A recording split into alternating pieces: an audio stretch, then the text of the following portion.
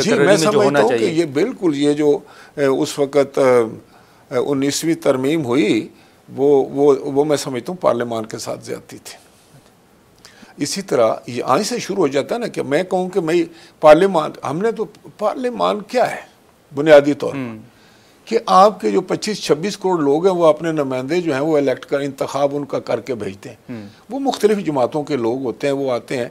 और क्या तरीका है आपको सेंस करने का कि पाकिस्तान की अवाम क्या चाहते हैं? लेकिन सर क्या कोई हाई कोर्ट सुप्रीम कोर्ट का जज ये कह सकता है कि जो पब्लिक की ट्रू एस्पिरेशन है उसका उसको इल्म है?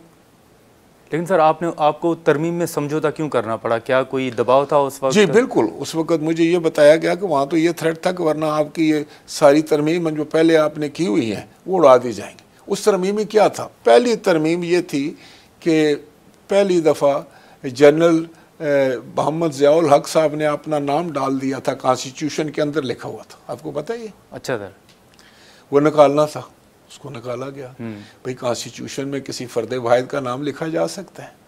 उस वक़्त तो मैं समझता हूँ कि किसी कोर्ट ने, किसी सुप्रीम कोर्ट के जज ने इस चीज़ का सुओ मोटो नहीं लिया कि पाकिस्तान, आईने पाकिस्तान के अंदर एक शख्स का नाम कैसे आ सकता है। हाँ,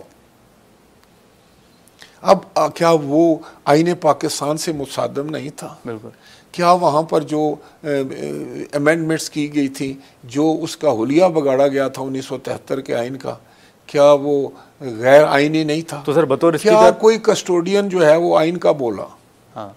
हम लोग तो उस वक़्त कोड़े खा रहे थे ना, हम लोग तो जेलों में थे उस वक़्त, हम तो सड़कों पर फिर रहे थे, मारे फिर रहे थे, एहतजाज कर रहे थे। पीपल्स पार्टी का तो मैं कह सकता हूँ 100% यही हालात थे।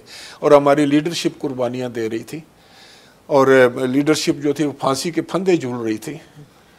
तो किसने खड़े होके कहा कि नहीं ये आइन के बरखिलाफ बात हो रही है? तो अभी अगर सही भी कानून साजी होती है तो अभी तो आप कोई उसमें से निकाल लेते हैं कोई छोटा सा नुक्ता और तनकीद, बड़ी और तनकीद उसको करके तो आप समझते हैं कि आपने सब कुछ अच्छा